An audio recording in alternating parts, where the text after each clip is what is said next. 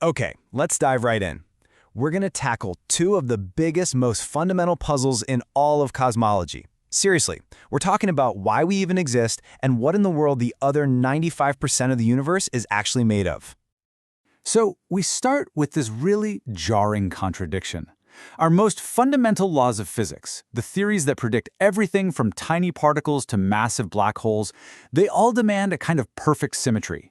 They tell us that for every single particle of matter created in the Big Bang, an equal and opposite particle of antimatter should have been created too.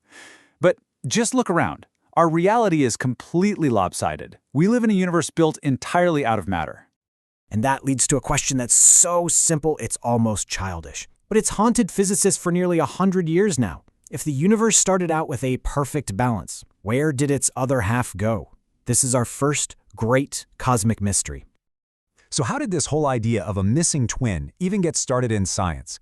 Well, you might be surprised to learn it didn't begin with a telescope, but with a piece of paper and an equation. Yeah, the whole concept of antimatter started as this kind of ghostly prediction that just popped out of Paul Dirac's mathematics. It then took more than 20 years for our technology to finally catch up and actually prove that things like the antiproton existed. And once it was confirmed, that discovery kicked off decades of wild speculation about where all this anti-stuff could be hiding. Dirac's theory was a total game changer. He was basically saying that every fundamental particle has a perfect mirror image, a twin, with the exact same mass, just an opposite electrical charge. And this wasn't just some clever thought experiment. It had a really profound and honestly, a very violent implication. You see, when a particle of matter meets its antiparticle twin, they don't just, bump into each other. They annihilate. They completely vanish in a brilliant flash of pure energy. And that right there explains why we don't find any stray antiparticles just hanging around. Our little matter-filled corner of the universe is a total death trap for them. After the antiproton was finally discovered in 1955, the idea of entire anti-worlds just captured everyone's imagination. The physicist Emilio Segre even joked that an anti-world would be completely identical to ours. You could live there, eat anti-food, just as long as you never, ever shook hands with your matter-based self. But here's the thing. As cosmologists started trying to model a universe that began with equal parts matter and antimatter, they ran headfirst into a catastrophic problem. The math just completely fell apart. Just think about it. If the universe really began as this perfectly balanced soup of matter and antimatter, then in that fiery, chaotic beginning, every particle should have found its partner and poof, annihilated. The result? A universe with absolutely no matter left over. No galaxies, no stars, no planets, and definitely no us. Just a huge, empty cosmos filled with leftover radiation. And the scale of this failure is just mind-boggling. The prediction from that symmetric universe wasn't just a little bit off. As you can see here, it was wrong by a factor of about 1 billion. Clearly, something mysterious had tipped the scales in favor of matter. But what? And right around the time this antimatter mystery was getting deeper and weirder, a completely different puzzle started to pop up, thanks to the incredibly careful work of a pioneering astronomer. She was busy finding another ghost in the cosmic machine. Vera Rubin was an absolute force of nature, a brilliant scientist who literally had to fight for every single opportunity. When Princeton wouldn't let women into its astronomy program, she just found another way. When the world's best observatory didn't have a women's restroom, she taped a paper skirt onto the men's room icon and made her own. And with that exact same tenacity, she started measuring how galaxies spin. Now, the physics here should have been pretty straightforward. It's just like our solar system, right? The outer planets like Neptune orbit the sun way slower than inner planets like Mercury. The same should be true for galaxies. The stars on the outer edge should be moving slower because most of the visible stuff, the mass that provides the gravity, is all clumped together in the bright center. But that's not what Rubin found, not even close. When she actually measured the speeds, the stars weren't slowing down at all. As you can see here, the stars on the very edge of these galaxies were whipping around just as fast as stars near the core. They were moving so fast that they should have been thrown off into deep space.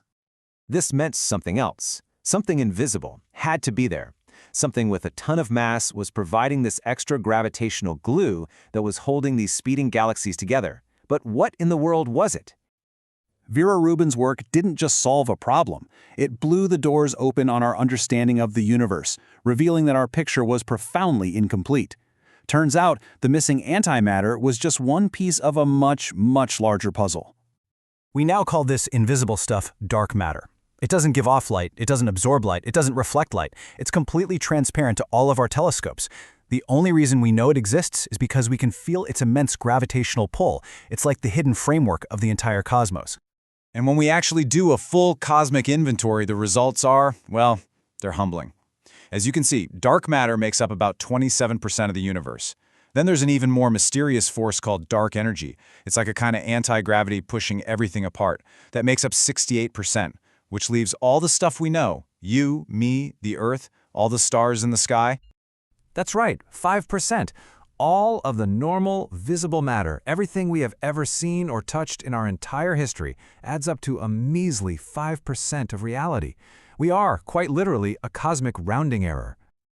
Okay, so we've got these two seemingly separate mysteries, the missing antimatter and this invisible dark matter. How do they actually fit together? Well, it turns out they don't contradict each other.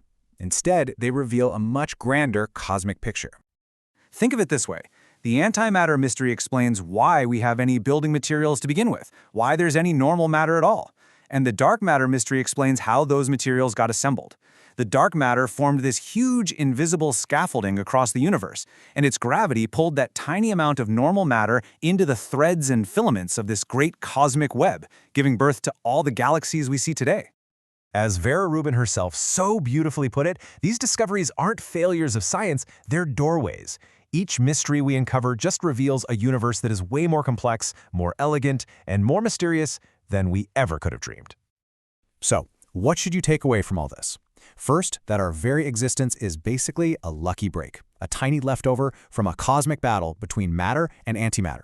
And second, the beautiful structure of our universe, all the galaxies and clusters, is built on a hidden, invisible framework that outweighs us more than 5 to 1. And this leaves us with one final, provocative thought. Are these giant gaps in our knowledge just problems waiting for a solution? Or are they the first hints of a hidden logic, a cosmic architecture that we're only just beginning to see? The search for that answer is what science is all about.